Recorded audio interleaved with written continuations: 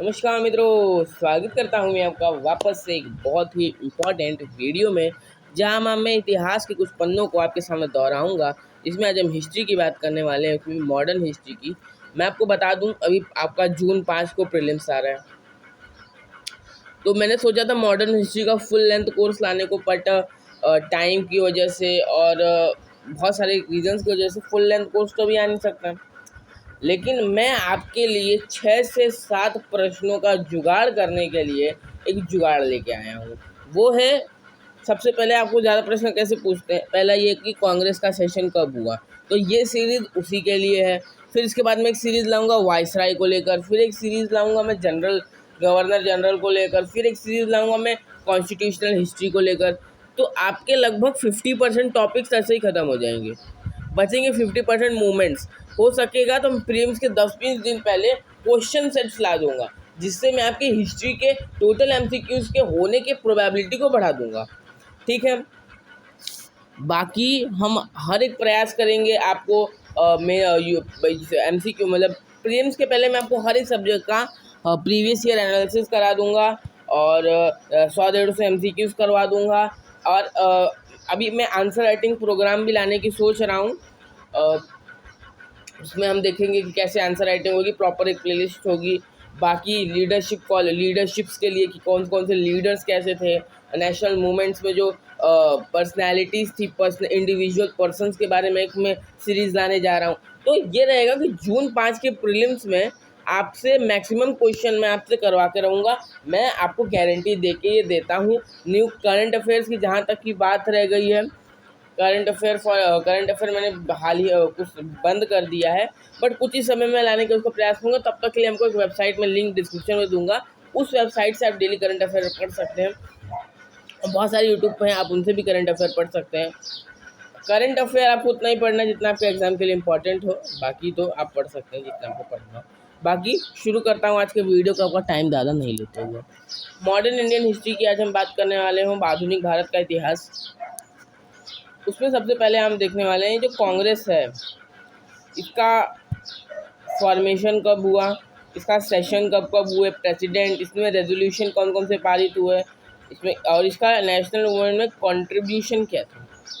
ठीक है सर, तो कुछ यहाँ पे फैक्ट्स हैं कांग्रेस को लेकर, आप देख लें। फैक्ट, कांग्रेस जो थी वो एस्टैब्लिश हुई थी 1885 में। भी मैं आपको उसके फैक्ट्स के ऊपर लेके आऊँगा, ये फैक्ट्स आप लेके जाइए कि कैसे फॉर्मेशन हुआ। बाकी ये सब आपको मैं बाद में बताऊंगा जो दिया है। पहले देखते हैं मैं आपको इसका फॉर्मेशन हुआ तो हुआ कैसे। दो थ्योरीज के लिए दी जाती है कि दो थ्योरी है, पहले सेफ्टी वाल्व थ्योरी और एक लाइटनिंग कंडक्टर थ्योरी। और जो सेफ्टी वाल्व थ्योरी है, सेफ्टी वाल्व थ्योरी आप अगर आप सुमित सरकार को पढ़ोगे या BL ग्रोवर को पढ़ोगे, शेखर चट्टोपाध्याय को पढ़ोगे, तब आपको लगेगा कि हाँ सेफ्टी वाल्व थ्योरी सही है। एक्चुअली स्पेक्ट्रम को भी पढ़ने के बाद थोड़ा थोड़ा ऐसा ही लगता है कि सेफ्टी वाल्व थ्योरी थोड़ी सही है, लेकिन जब आप बिपिन चंद्रा पढ़ोगे या और अदर लेफ्टिस्ट लोगों की पढ़ोगे तो आपको लगेगा कि हाँ लाइटनिंग कंडक्टर थ्योरी जो है वो थोड़ी सी सही थ्योरी है। पहले इस थ्योरी को मैं आपको आज समझा ही देता हूँ। सेफ्टी वाल्व थ्योरी आप देखिए, जब बच्चा रोता है तो उसके हाथ में एक झुनझुना पकड़ा दिया जाता है कि वो रोए ना। ठीक है सर, वैसे ही 1857 के रिवोल्ट के बाद भारत में राष्ट्रवाद बहुत तेज़ी से आ गया था। बहुत तेज़ी से बढ़ते समय राष्ट्रवाद की मांग में ऐसा कहा जाता है कि एओ ह्यूम ने और डफरिन ने उस समय के जो एओ ह्यूम सिविल सर्वेंट थे और डफरिन ने ये एक संस्था बनाई कि जो लोग हैं जो प्रोटेस्ट कर रहे हैं कि हमको आज़ादी चाहिए या अपने राइट्स चाहिए, उनके लिए एक संस्था बना दी जाए। जबकि वो कुछ नहीं रहे, वो कठपुतली रहे, एक झुनझुना रहे बच्चे के हाथ वाला। बच्चे को अगर कुछ चाहिए रहता है तो उसके हाथ में झुनझुना पकड़ा दिया जाता है, उसको शांत रहने के लिए आज़ादी नहीं दी जाती, उसको कुछ दिया नहीं जाता। जैसे हम राष्ट्रवाद की मांग कर रहे थे, हमको कुछ दिया नहीं गया, तो कांग्रेस को ला दिया गया। बस एक संस्था जो अंग्रेज़ों की पपेट थी, कुछ कर नहीं रही थी, खाली रिफॉर्म की बात कर रही थी। ऐसा सेफ्टी वाल्व थ्योरी है, लेकिन ये गलत थ्योरी है मेरे हिसाब से भी। ऐसा नहीं कि मैं कांग्रेस का सपोर्टर हूँ या लेफ्टिस्ट हूँ, नहीं ऐसा नहीं है। एक्चुअली मैं आपको आगे जब कुछ फैक्ट्स बताऊंगा, आगे कुछ तथ्य बताऊंगा, तो आपको भी लगेगा कि हाँ सेफ्टी वाल्व थ्योरी पूरी तरीके से पंचर हो चुकी है। लाइटनिंग कंडक्टर थ्योरी कहती है नहीं, कांग्रेस एक ऐसी संस्था थी जिसका आज़ादी में बहुत बड़ा हाथ था। अगर आप बिपिन चंद्र, मैं आपको बिपिन चंद्र पढ़ोगे, आदित्य मुखर्जी पढ़ोगे, मृदुला मुखर्जी पढ़ोगे तो आपको पक्का पता चलेगा कि लगेगा कि आपको कि लाइटनिंग कंडक्टर जो थ्योरी है वो सही थी। लाइटनिंग कंडक्टर थ्योरी है जो उस समय पे फॉर्मेशन हुआ था कांग्रेस का, वो एक अच्छा फॉर्मेशन था, रिफॉर्म्स को लेकर फॉर्मेशन हुआ था, एक नया कदम था। ठीक है, चलिए बाकी आप समझ गए ना फॉर्मेशन हुआ कैसे। अभी दिखाऊंगा क्यों फॉर्मेशन हुआ, कैसे फॉर्मेशन हुआ। दो थ्योरीज को आप समझ गया। मैं आपको कहूँगा कि अगर एग्जाम में आता है तो आप लाइटनिंग कंडक्टर थ्योरी पे ज़्यादा जोर दीजिएगा, ना कि सेफ्टी वाल्व थ्योरी पे आपको जोर देना है। ठीक है, can you understand the point. अब बाकी कांग्रेस के कुछ सेशन हुआ करते थे। ठीक है सर, कांग्रेस हर साल सेशन बुलाया करती थी अपने, उसमें रेजोल्यूशन पारित किए जाते थे। इन्हीं सबसे प्रीलिम्स में बहुत प्रश्न पूछते हैं। हर बार वो प्रेसिडेंट भी बनाती थी। लेकिन एक बहुत इंपॉर्टेंट चीज़ आपको याद रखनी है, रोटेशन ऑफ सेशन, ये आपको याद रखना है। जैसे अगर इस बार सेशन जो है वो मुंबई में होगा तो अगली बार सेशन कलकत्ता में होगा, उसकी बाद सेशन इलाहाबाद में होगा, फिर मद्रास में होगा। मतलब लगातार एक सेशन जो है वो मतलब एक जगह पे लगातार दो सेशन नहीं। दूसरा, मान लो अगर मुंबई में सेशन हो रहा है तो कांग्रेस का जो प्रेसिडेंट बनेगा वो मुंबई का नहीं रहेगा। ये आपको याद रखना है। जो रेजोल्यूशन जो गांधी का president for non from home province, मतलब कलकत्ता में हो रहा है तो उमेश चंद्र बैनर्जी नहीं बनेंगे, मुंबई में हो रहा है तो दादा भाई नौरोजी नहीं बनेंगे, लेकिन अगर कलकत्ता में हो रहा है तो दादा भाई नौरोजी बनेंगे। अब देखोगे आगे चल के इनफैक्ट होम प्रेसिडेंट नहीं रहेगा। ठीक है, ये कंसेप्ट क्लियर हुआ। अगर मैं कलकत्ता का हूँ तो कलकत्ता में अगर कांग्रेस का सेशन होगा तो I can't become a president. ठीक है, can you understand the point. चलिए आगे बढ़ते हैं। अब बॉम्बे एस्टैब्लिशमेंट एओयूम ने करवाया था। ठीक है सर, एओयूम ने at that time WC Banerjee का भी इसमें नाम आता है। ठीक है, फर्स्ट प्रेसिडेंट थे। आपसे कोई पूछ सकता है who is the first president of Congress, तो WC बैनर्जी। फिर पहला सेशन जो मुंबई में हुआ था बॉम्बे में, ये थे कांग्रेस के सेक्रेटरी एओयूम साहब। अभी आगे हम पढ़ेंगे। दादा भाई नौरोजी ये 1886 में थे। बदरुद्दीन तैयब जी 1887 में। 4 सेशन हम पढ़ेंगे। इलाहाबाद के सेशन में जॉर्ज यूल जो अंग्रेज़ थे। अब आगे चल के पढ़ेंगे अंग्रेज़ आए, ये आए, क्या हुआ, पढ़ने बैठेंगे आगे। अब हम ये फर्स्ट सेशन की बात करते हैं। Bombay establishment WC Banerjee and पहले सेशन में 72 लोग आए थे। लॉयर्स थे, कुछ जर्नलिस्ट थे, कुछ रिफॉर्मिस्ट थे, अलग अलग लोग आए थे। 72 लोग आए थे फर्स्ट मीटिंग में कांग्रेस की। ठीक है, 72 से 73, कुछ डॉक्यूमेंट्स 72 कहते हैं, कुछ डॉक्यूमेंट 73 कहते हैं, मैंने 72 WC बैनर्जी, उमेश चंद्र बैनर्जी कोलकाता के थे, बंगाल के थे, बंगाली बाबू थे। वो बॉम्बे के फर्स्ट कांग्रेस के सेशन में प्रेसिडेंट बनते हैं। अब एओयूम के बारे में आपको मैं बता देता हूँ। ये 1849 में ICS ऑफिसर बने। ठीक है सर, 1849 में ये ICS ऑफिसर बने। ये इनको इटावा में, मतलब जब 1857 का रिवोल्ट हो रहा था तो इनको कमांडेड ट्रुप दिया था कि कहाँ यहाँ तुम रहो, यहाँ इस सब जगह को तुम संभालो रिवोल्ट में। तो उनको इटावा में कमांडेड आर्मी ट्रुप के द्वारा रखा गया था। ये थियोसॉफिकल सोसाइटी के मेंबर भी थे। इस बार मेंस में क्वेश्चन आया था, थियोसॉफिकल सोसाइटी से शायद नहीं, यंग बंगाल मूवमेंट शायद, हम सॉरी। थियोसॉफिकल सोसाइटी से अभी पुराने प्रश्न आते रहते हैं, आप पढ़ सकते हो। थियोसॉफिकल सोसाइटी में अभी मैं सोच रहा हूँ कि एक सोशल रिफॉर्म्स को भी लेकर एक वीडियो ला दूँ, एक सीरीज़। एक अब इनके कुछ पैम्पलेट्स आपको याद करने चाहिए कि इनके कुछ जैसे पैम्पलेट्स, इनके कुछ उन्होंने बुक लिखी, उन्होंने कुछ पैम्पलेट जारी किया। तो एग्रीकल्चर रिफॉर्म्स इन इंडिया, इससे आपको पता चलता है कि ये ब्रिटिशर्स की तरफ मिले हुए नहीं थे, ये इंडिया की तरफ थे। आगे आप देखोगे इनकी बुक लिखी थी native, my native is India, आगे दिखाऊंगा मैं आपको। बाकी इनको ब्लेम किया जाता है ब्रिटिश इन्होंने एक लिखी थी, मतलब इन्होंने एक और पैम्पलेट लिखा था कि भारत में जो गरीबी है इसी के ब्रिटिशर्स का हाथ है। तो आपको इस बुक से भी पता चलता है कि जो सेफ्टी वाल्व थ्योरी है वो गलत है, जो लाइटनिंग कंडक्टर थ्योरी है वो सही है, पंचर करती है इसको भी। ठीक है सर, ये आप देखोगे ये क्रिटिसाइज़ करता है लॉर्ड लिट्टन को उस टाइम पे अफगान वॉर में। जो लिट्टन रहता है, जो अफगान वॉर में मैं आगे आपको पढ़ाऊंगा, जो मॉडर्न हिस्ट्री का प्रीलिम्स के बाद ही आने वाला है। लॉर्ड लिट्टन जो रहता है वो अफगानिस्तान में वॉर करने जाता है, एक गवर्नर जनरल रहता है, उसको भी क्रिटिसाइज़ करता है। ठीक है सर, उसको भी क्रिटिसाइज़ करता है। ये सब पॉइंट्स जो है ना, ये सब आपको पॉइंट्स आंसर में भी कभी कभी काम आ जाएंगे कि ये जो सेफ्टी वाल्व थ्योरी है वो किस हिसाब से गलत है, ठीक है सर। ये 1883 में रिटायर हो जाता है ICS, इंडियन सिविल सर्विस से। बाकी और उसके बारे में ये 1883 में एक लेटर लिखता है, intellectual to Calicut to start a political movement, मतलब कलकत्ता के लोगों को कि पॉलिटिकल मूवमेंट स्टार्ट करने को।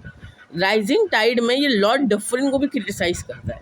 लॉर्ड डफरिन जो उस टाइम पे वाइसराय रहते हैं भारत के, उनको भी वो क्रिटिसाइज करता है, ठीक है सर। तो इससे भी आप कह सकते हो कि सेफ्टी वाल्व थ्योरी गलत है।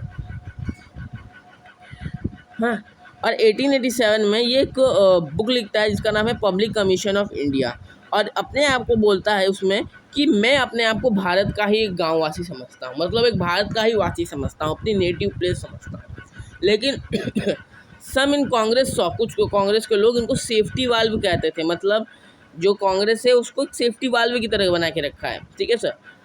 और उन्होंने एक पोएम लिखा था ओल्ड मैन्स होप, ये भी पोएम आपको याद रखना है। ऐसे ऐसे जो चीज़ें मैं लिख रहा हूँ ना PPT, आपको इसको टेलीग्राम पे वीडियो आने के बाद मिल जाएगा, इसका लिंक डिस्क्रिप्शन में है, आप जाके वीडियो को देख सकते हैं, टेलीग्राम को ले सकते हैं, इसके प्रॉपर नोट्स बना सकते हैं। बाकी तो फैक्चुअल चीज़ें ही हैं, बट मैं आपको ये बता रहा हूँ कि सेफ्टी वाल्व थ्योरी किस तरीके से गलत थी, और ये सब चीज़ें आपको याद रखनी है कि इन्होंने लॉर्ड डफरिन को कैसे क्रिटिसाइज किया।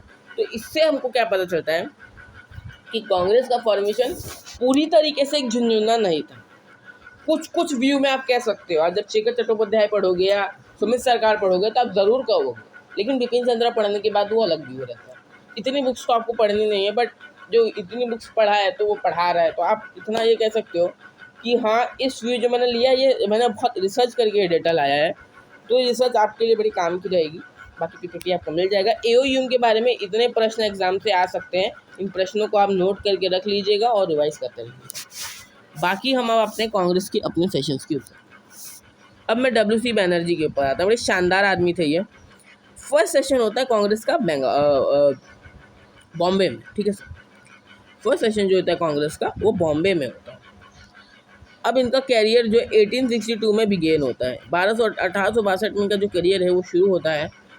ये गिरीश चंद्र घोष को न्यूज़पेपर बंगाली नाम का न्यूज़पेपर खोलने में मदद करते हैं। कई लोग कहते हैं कि इनका यही न्यूज़पेपर था बंगाली, पर ये बंगाली नाम के न्यूज़पेपर को गिरीश चंद्र घोष को जो ब्रिटिशर्स के खिलाफ आवाज़ उठाता था उसका मदद करते हैं।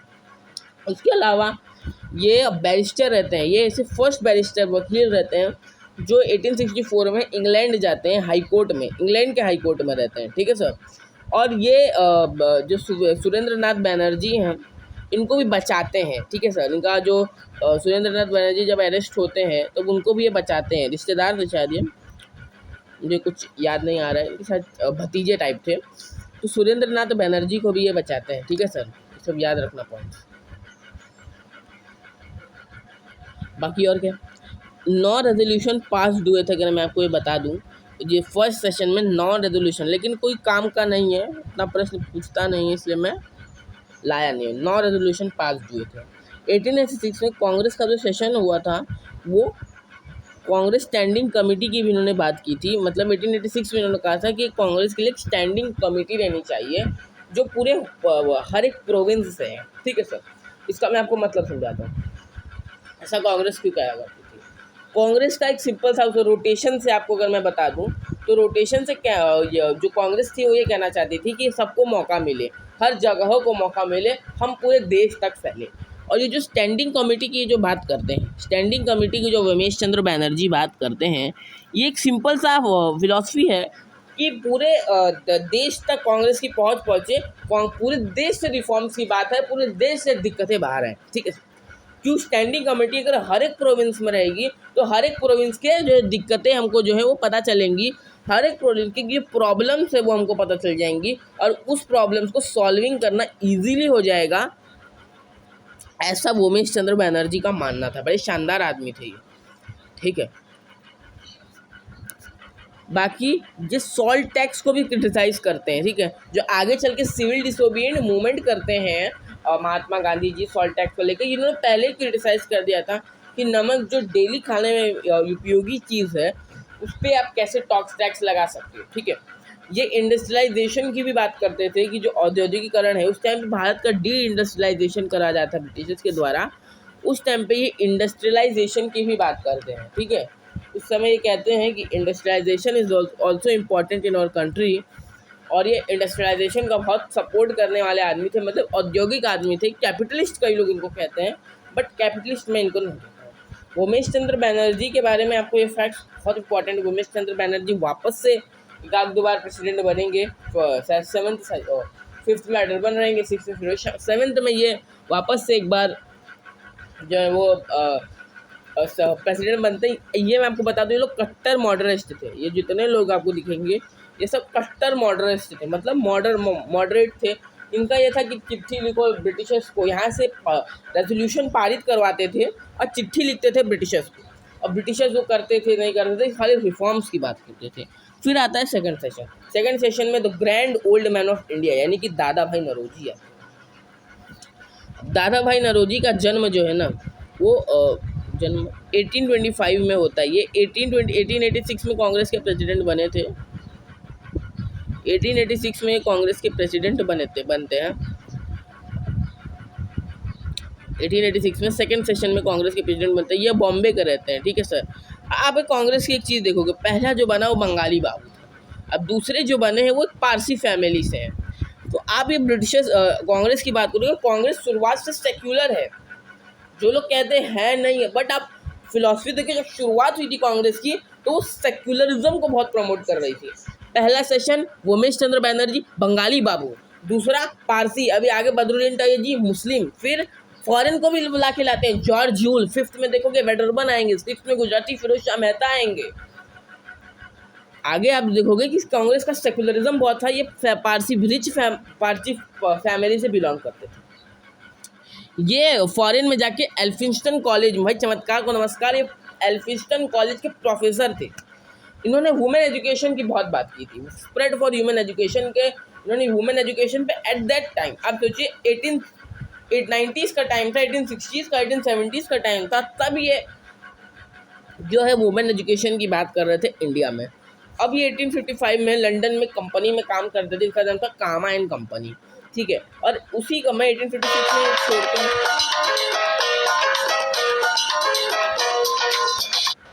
1856 में ये कंपनी को छोड़ते हैं, 1856 में कंपनी को छोड़ते हैं और अपनी एक कंपनी बनाते हैं, नारोजी एंड कंपनियाँ, हाँ नारोजी एंड कंपनी नाम की अपनी एक कंपनी बनाते हैं।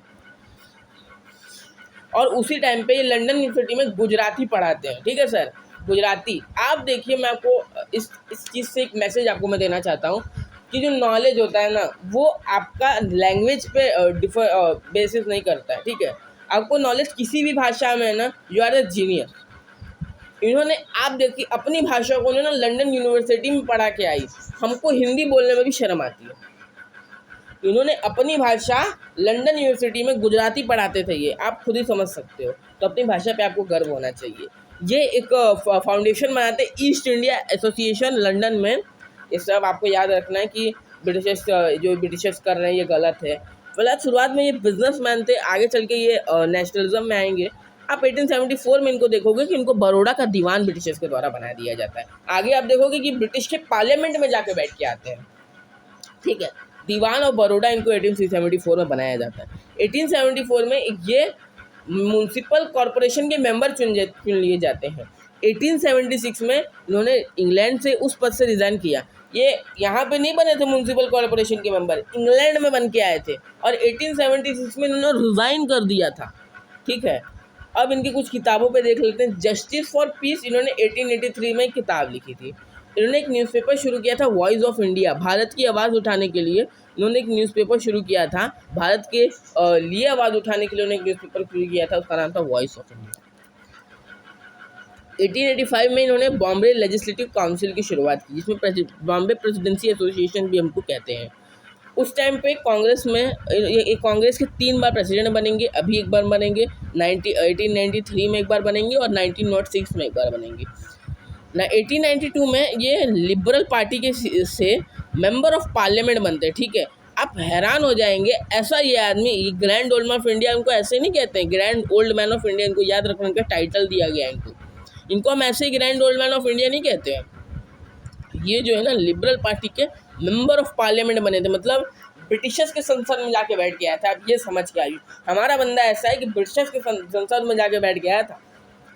इतने रिच होने के बाद भी, इतने रिच होने के बाद भी, इतने इंटेलिजेंट होने के बाद भी उन्होंने अपने कंट्री का साथ दिया। ठीक है, तो आपको याद रखना है, आप कितने भी अमीर बन जाओ, कितने भी, हिस्ट्री से आपको हमेशा सीखना चाहिए। मैं आपको ये भी सीख के साथ हिस्ट्री पढ़ाता हूँ कि आप कितने भी अमीर बन जाएं, आपको अपने देश को नहीं भूलना है, अपने आपको वतन, अपने देश को, अपने राष्ट्र को कभी आपको नहीं भूलना चाहिए। इन्होंने रिफॉर्म, पारसी समुदाय में रिफॉर्म्स की भी बात की। रहुना भाई मजदस नयन समाज सभा इन्होंने बनाया था। पारसी न्यूज़पेपर, इन्होंने रस्त गोफ्तार नाम का एक पारसी न्यूज़पेपर इन्होंने शुरू किया था। ये पारसी न्यूज़पेपर था। इन जो हम दो इनका न्यूज़पेपर याद रखना है, वॉइस ऑफ इंडिया और एक रस्त गोफ्तार, ये दो न्यूज़पेपर इनको आपको याद रखना है। बाकी इन्होंने 1868 में किताब लिखी थी, Indians in the civil services. ये भारत सिविल सर्विसेज के ऊपर इन्होंने किताब लिखी थी कि ब्रिटिशर्स आते हैं इन सब के ऊपर। बाकी इन्होंने 1886 में किताब लिखी थी wants and means of India करके। 1806 में इन्होंने किताब लिखी थी। 1901 में इन्होंने किताब लिखी थी poverty and un British rule in India. जब पॉवर्टी, जब इन्होंने कहा था गरीबी, और जब भारत में अंग्रेज नहीं रहते तो क्या होता, इसी में इन्होंने एक थ्योरी दी थी, ड्रेन ऑफ वेल्थ थ्योरी। ये मैं लिख लिया, मैं भूल गया, ड्रेन ऑफ वेल्थ थ्योरी, ये आप लिख लेना, अब अलग से आप नोट्स बना के लिख लेना, drain of wealth theory in the book of poverty and un British rule of India. ये थ्योरी एग्जाम कई बार, एक बार शायद यूपीएससी ने पूछ भी लिया है, और शायद यूपीएससी इसको वापस भी पूछ सकता है कुछ अलग प्रकार से, तो आप ज़रूर देख लेना। अब हम थर्ड सेशन पे आते हैं। आपने देखा फर्स्ट सेशन में जो थे वो बंगाली बाबू थे, दूसरे सेशन में पारसी बनते हैं, थर्ड सेशन में अब मुस्लिम आएंगे। कौन आएगा? बदरुद्दीन तैयब जी। थर्ड सेशन कहाँ होता है? ब्रिटिशर्स के मक्का में, ब्रिटिशर्स में जहाँ पहले आए थे मद्रास में। ठीक है,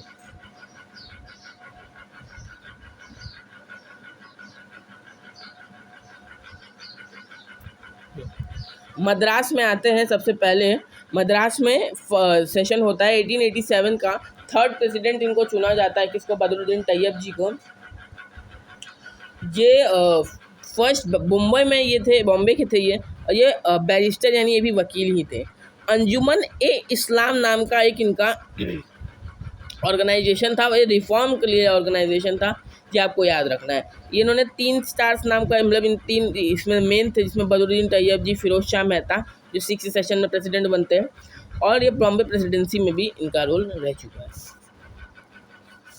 ये भी कट्टर मॉडरेट थे, अगर मैं आपको बता दूँ। ये इलेक्टेड प्रेसिडेंट थे, ये मतलब एक तरह से, मतलब सबने इनको इलेक्ट किया था, कैसे प्रेसिडेंट थे। और इन्होंने आगे चल के पर्दा सिस्टम, हिजाब सिस्टम जो आज न्यूज़ में चल रहा है ना, इनको इन्होंने इनके अगेंस्ट में कंपेगन शुरू किया था। ठीक है, और आगे चल के ये chief justice of high court भी बनते हैं। तो first Indian to become a chief justice of high court तो आएगा, तो उसमें बदरुद्दीन तैयब जी को मतलब टिक कर सकते हैं। इन्होंने पर्दा सिस्टम के, मतलब आप सोच सकते हो कि उस समय के जो कांग्रेस वाले लोग थे, मैं आपको हर एक इंसान के साथ एक सीख देते जा रहा हूँ कि उस समय के जो कांग्रेस वाले लोग भी थे उस टाइम पे, वो पर्दा सिस्टम के खिलाफ थे। मतलब कितनी लिबरल सोच थी उनकी, कितनी रैशनल सोच थी उनकी। लेकिन आज के टाइम पे हम लोग ज़्यादा रियलिस्टिक हो चुके हैं, अपने धर्म के बारे में ज़्यादा सोचते हैं। हमको एक रैशनल थिंकिंग रखनी चाहिए कि क्या सोसाइटी के लिए सही है, क्या हमारे समाज के लिए सही है, हमको ये देखना चाहिए। क्योंकि स्कूल में हिजाब पहनना, मैं उस पर आज कमेंट नहीं करूँगा, मैं हिस्ट्री पढ़ा रहा हूँ, मैं करंट पे करंट नहीं करूँगा, बट मैं आपको बता रहा हूँ कि हमको हिस्ट्री से क्या सीख लेनी चाहिए। हिस्ट्री आपको सिर्फ यूपीएससी के लिए ही नहीं पढ़ना है, हिस्ट्री सिर्फ आपको अपने एग्जाम्स के लिए ही नहीं पढ़ना है। History is for your knowledge and for your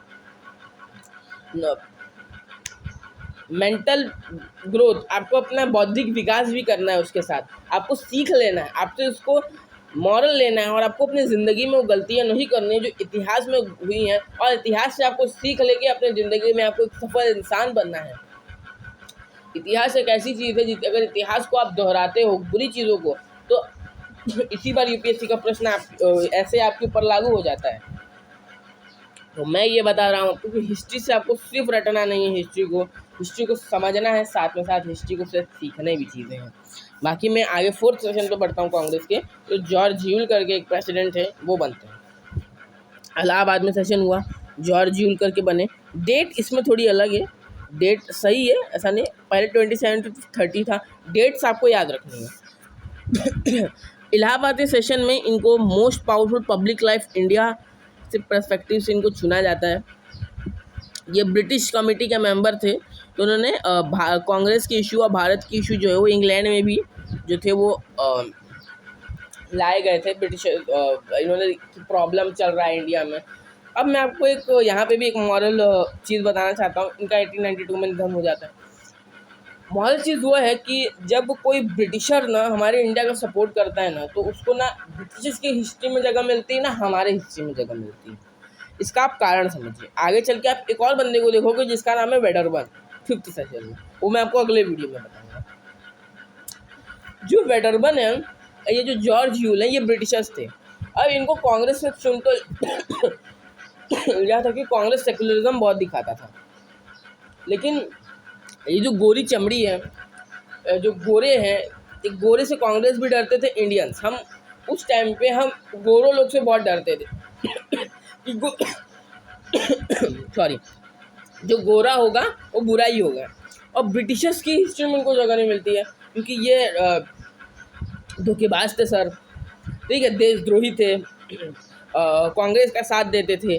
तो ऐसे लोगों के लिए हिस्ट्री में बहुत कम जगह है। तो हमको अच्छा व्यू लेके चलना है अपने अपने साथ। और मॉरल की ये बात मैं आपको बताना चाहता हूँ, कभी भी आप कोई देखोगे ना कि सब ब्रिटिशर्स बुरे नहीं थे, कुछ ब्रिटिशर्स थे बुरे, कुछ ब्रिटिशर्स साथ में थे। हम सब ब्रिटिशर्स को कोसना चालू कर देते हैं। ये जो थे ना, जॉर्ज यूल, आगे आपको क्या वेडरबर्न आप देखोगे, एओ ह्यूम को आप देखोगे, इनको कहाँ जगह मिलती है। हम पढ़ते हैं सेफ्टी वाल्व थ्योरी, आधे से ज़्यादा इंडिया सेफ्टी वाल्व थ्योरी ही जानता है, आधे से ज़्यादा इंडिया तो जानता ही नहीं है क्या है। कांग्रेस के मेंबर से पूछो कांग्रेस क्या है, कुछ नहीं पता। कांग्रेस कब स्थापित हुआ था, किसने स्थापित किया था, नहीं पता है। कांग्रेस के कई सारे मेंबर्स को नहीं पता है, ठीक है। और जिसको पता भी, वो सेफ्टी वाल्व थ्योरी पे ज़्यादा मानता है। सेफ्टी वाल्व थ्योरी पे मानोगे, एओ ह्यूम को क्रिटिसाइज करोगे, हाँ, आप जॉर्ज यूल को क्रिटिसाइज करोगे, वेडरबर्न को क्रिटिसाइज करोगे। और इनको जब आप क्रिटिसाइज करोगे तब आपको पता चलेगा कि ये मैंने आपको एओ ह्यूम के फैक्ट्स बताए, उसने डफरिन को क्रिटिसाइज किया, उसने एक बुक लिखी थी native place of my India, उसने लिटन को क्रिटिसाइज किया, उसने ब्रिटिश को क्रिटिसाइज किया, इसने हमारी आवाज़ भी इंग्लैंड में उठाई। तो क्या हम इनको भी गलत कहें हिस्ट्री में? ये आपको एक मॉरल सीख लेनी है आज के लेसन से। मैं हिस्ट्री ऐसे ही पढ़ाता हूँ, मेरा फर्स्ट लेसन है शायद यूट्यूब पे हिस्ट्री का। ऐसा ही हिस्ट्री आपको मिलेगी हर वीडियो में, हर सेशन में, हर मिनट में एक सीख। हिस्ट्री का मतलब ही सीख होता है। तो इसी के साथ आगे बढ़ता हूँ। Please like share and subscribe, like share subscribe. Thanks for watching. बाकी एक सभ्य देश के सभ्य नागरिक बनिए, सभी धर्मों का सम्मान कीजिए, अपना व्यक्तित्व ऐसा बनाए कि महिला आपके साथ सुरक्षित महसूस करे। चलिए बाय।